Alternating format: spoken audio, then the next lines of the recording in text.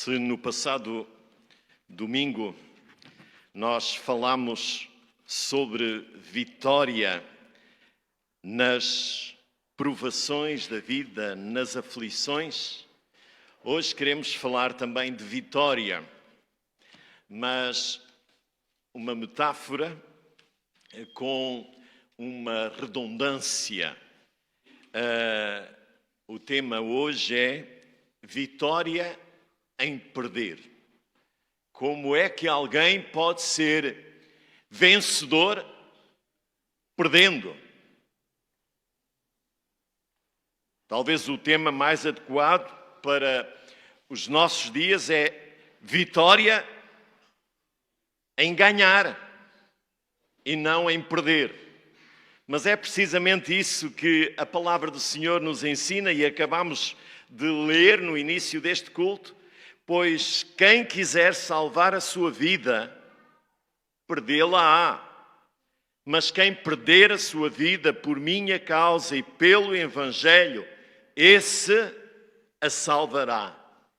Vitória em perder. Amém? Então, vamos ser vitoriosos. Mesmo perdendo tanta coisa que este mundo nos tenta oferecer e que muitos têm trocado. Irmãos, quero lembrar o testemunho de alguém. E no livro de Eclesiastes, no primeiro capítulo, nós temos o rei, o pregador, o filho de Davi, o rei de Jerusalém, a dizer algo que pode parecer contraditório com Eclesiastes 9, que lemos na passada semana, em que vimos a importância, tudo o que vier à mão para fazer, faze-o conforme as tuas forças, o trabalho, o empenho. Mas este texto eu vou ler, mesmo sentados, os irmãos podem acompanhar. Eu vou ler na tradução mais comum, palavras do pregador, filho de Davi, rei de Jerusalém. Vaidade de vaidades, diz o pregador, vaidade de vaidades, tudo é vaidade. Que proveito alguém tem de todo o seu trabalho, com que se afadiga debaixo do sol? Geração vai, geração vem, mas a terra permanece para sempre. O sol se levanta e o sol se põe e volta ao seu lugar onde nasceu de novo. O vento vai para o sul e faz o seu giro para o norte, dá voltas e mais voltas e retorna aos seus circuitos. Todos os rios correm para o mar e o mar não se enche.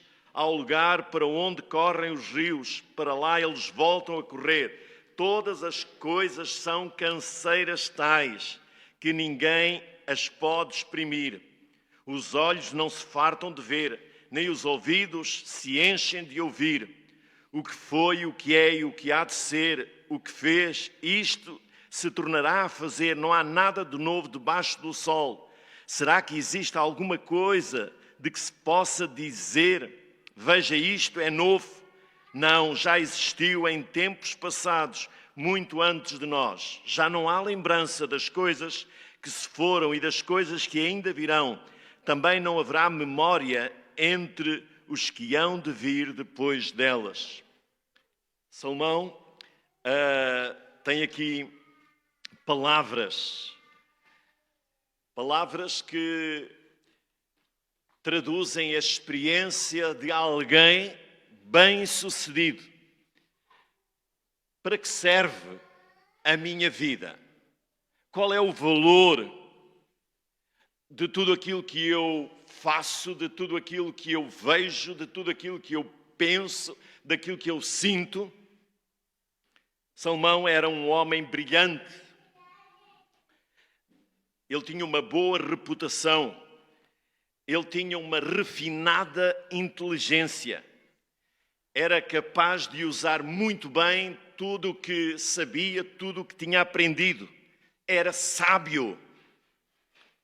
Mas, olhando para a sua história, ele nasceu na riqueza, no poder, foi criado com todas as vantagens, tudo aquilo que o sucesso lhe podia oferecer, recebeu uma educação esmerada, tinha muito dinheiro para satisfazer todos os seus desejos, amado pelo pai, o rei Davi.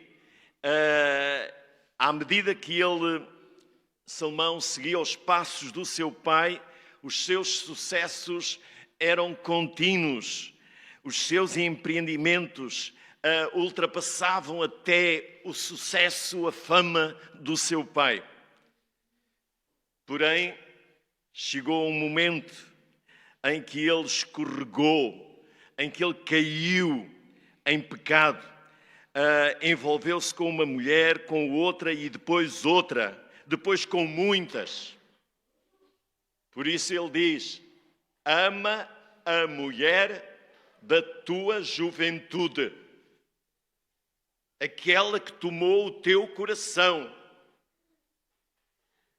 Não consideres que a tua felicidade depende de experimentares muitas mulheres, muitos homens.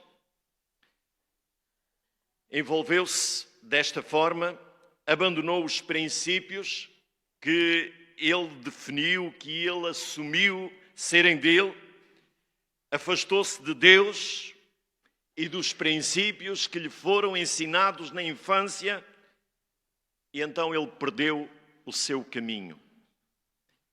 Ele deixou de ter vontade de viver. Não é muito diferente daquilo que aconteceu com Jó. Jó era um homem de sucesso e realmente Jó experimentou tudo, riqueza, poder, mas ele vai dizer algo que é impressionante. Ele estava em Jó 7,16. Estou farto da minha vida, não quero viver para sempre. Deixa-me, pois, porque os meus dias são como um sopro. Meus irmãos, as realizações desta vida não preenchem, não satisfazem plenamente o nosso coração, o anseio das nossas vidas, se Deus estiver fora, se Deus estiver à parte. Sem Deus, nada somos. Sem Deus, nada podemos fazer. E é isto que Salomão vai descobrir. Ele questiona, e muitas vezes nós estamos rodeados só de crentes e parece que vivemos num retiro permanente em que aparentemente tudo é perfeito, é certo, mas muitas vezes observando à nossa volta aqueles que estão desesperados, perdidos, muitas vezes há coisas em nós que nos podem levar também a essa insatisfação crónica. E olhando para aquilo que Salomão diz, vaidade, ilusão, das ilusões, é muitas vezes nós acharmos que o que precisamos é de mais trabalho, mais promoção, mais dinheiro, mais bens materiais para satisfazer a nossa vida. Perder para ganhar é um paradoxo. Implica renunciar a algo, bens materiais, desejos egoístas, ou mesmo a nossa própria vida, em favor de uma vida espiritual, de uma relação com Deus. E alguém disse, em termos estatísticos, o momento de maior satisfação do ser humano é quando casa, quando encontra o amor, a realização emocional, sentimental com a pessoa que ama, o nascimento dos filhos. Esse é o momento na vida humana de maior realização. Mas tudo será canseira, saturação, quando Deus não está nessa união. Se o Senhor não edificar a casa, em vão trabalham os que edificam. Inútil vos será levantar de madrugada, comer o pão das dores. Meus irmãos, o que faz um casamento resistir às tempestades é um relacionamento pessoal com Cristo. Não é porque o homem, a mulher vieram de um berço de ouro, porque foram bem educados. Isso é bom, mas não chega. Somos pessoas tão diferentes. É fácil entrarmos em desgaste. É fácil cobrarmos um do outro. É fácil saturar, cansar. Sou sempre eu a ter que fazer isto. Cobrança. Isto destrói um casamento. É preciso fazer as coisas por amor. No casamento, na obra do Senhor, não por obrigação. Perder para ganhar. Marcos 8:35. Jesus usou esta mesma ilustração. Isso é do Antigo Testamento. Isto no Novo Testamento não faz muito sentido. Faz. O Senhor Jesus diz, realmente, pois quem quiser salvar a sua vida, perdê-la-á. Mas quem perder a sua vida por minha causa e pelo Evangelho, salvá-la-á. Então, meus irmãos, é necessário perder para ganhar. As nossas realizações na vida, prazeres, conquistas, são passageiras, não duram muito, não satisfazem, como nós muitas vezes achamos. Se eu tiver um melhor emprego, se eu tiver uma melhor condição, um melhor carro, eu vou ser feliz. Não. Tu és feliz com Deus, no pouco e no muito. Mas não com uma visão egoísta. E poderíamos aqui olhar para os vários aspectos que Salomão fala. Ele fala do trabalho. Estamos numa altura de férias. Qual tem sido o proveito, o lucro do teu trabalho, meu irmão? Compensa depois os descontos todos? Compensa. Todo o trabalho que estás a realizar? Ou não é, muitas vezes, desgastante, cansativo e até, de alguma forma, pesado? O trabalho não é castigo. E há muitos que pensam, foi lá desde o jardim do Éden. Mas, meus irmãos, a Bíblia fala na dignidade do trabalho. Nós devemos trabalhar para sobreviver, sim, para viver de uma forma justa e correta. O trabalho deve ser encarado como bênção e não como maldição. Mas mais, a palavra do Senhor nos diz também que com o trabalho nós teremos condições para poder repartir com aqueles que têm necessidade. Será que o trabalho, aquilo que ganhas, aquilo que recebes, não desfrutas? Estás preocupado apenas em fazer um milheiro para o futuro e no presente os teus filhos, a tua esposa, não desfrutam da alegria que o trabalho proporciona? Estás a ser bom mordomo dos recursos?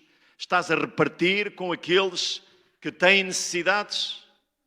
Quantos casais no início da vida vivem em aperto? Todos os tostões são contados, não têm realmente nenhuma possibilidade de fazer um extra. Como é bom quando alguns irmãos são sensíveis e vem um casal que está a lutar e se oferecem para ficar com os filhos. Discretamente põem num envelope uma oferta para irem comer algo que gostam. Irmãos, é bom nós usarmos o nosso trabalho para abençoar os outros. A obra do Senhor, podemos contribuir, criar pontes para que outros conheçam o Evangelho. Meus irmãos, o que é que estamos a fazer com o nosso trabalho? O que é que estamos a fazer com os nossos estudos, com o que pensamos, com o que conhecemos? Estamos a servir a obra do Senhor com os nossos dons e talentos?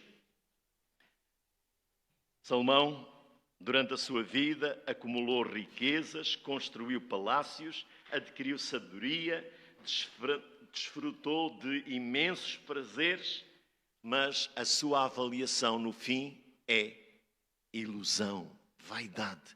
Tudo é vaidade. Não viva só por viver, viva com propósito de desfrutar, de abençoar outros, de levar também a palavra do Senhor àqueles que estão perdidos, e a sua satisfação será plena. Somos desafiados, meus irmãos, a viver uma vida com um propósito, com um alvo. Se nós nos concentrarmos neste materialismo desenfreado que caracteriza a nossa sociedade, vamos cair na cobiça, na vaidade, no egoísmo. E isso, meus irmãos, não leva à felicidade. A vaidade, em tantos aspectos da vida humana, Eclesiastes descreve desde o capítulo 2 até o capítulo 12, vaidade nos bens terrenos, vaidade na sabedoria humana, vaidade no esforço e realizações humanas, vaidade na própria vida humana, o culto da personalidade, vaidade da inveja, egoísmo, a cobiça, acumulação de riquezas. E a conclusão é: tudo é vaidade, tudo é insatisfação.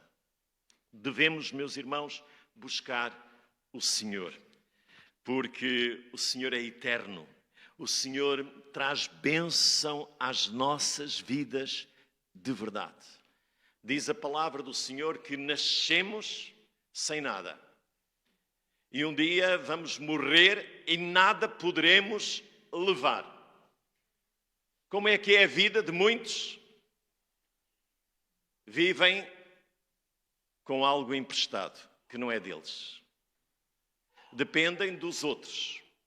E um dia acabarão por não poder levar nada desta vida consigo. Meus irmãos, o que vale a pena é servir ao Senhor, é buscar o Senhor. Pois que aproveita ao homem ganhar todo o mundo e perder a sua alma. Marcos 8:35. Já perdeste algo precioso? Todos os dias nós encaramos perdas. Perdemos tempo, perdemos oportunidades, perdemos amizades, perdemos muitas coisas e muitas vezes nos tornamos tão parecidos com aqueles que não têm fé, que não têm esperança. Aos olhos do mundo, quando nós escolhemos seguir o Senhor, perdeste a tua liberdade, agora não podes fazer isto, não podes fazer aquilo. Não, isto não é perda, isto é vitória. Vitória. Quando a mulher de Jó olhou para todo aquele percurso de felicidade, de realização, e Deus estava na boca e no coração de Jó continuamente, ela encolhia os seus ombros.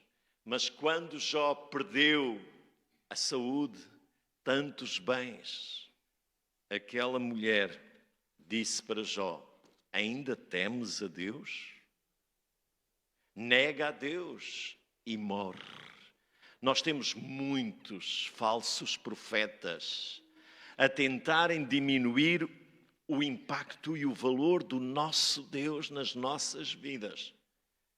Mas a palavra do Senhor nos convida a seguir o Senhor, a ser fiéis até à morte. E, meus irmãos, precisamos de confiar no Senhor, afirmar que somos mais do que vencedores em Cristo. Devemos adotar uma vida de dependência do Senhor, de buscar não no mundo, não nos desejos, não nos prazeres, a nossa felicidade. A Bíblia é bem clara lá em Mateus 6:33.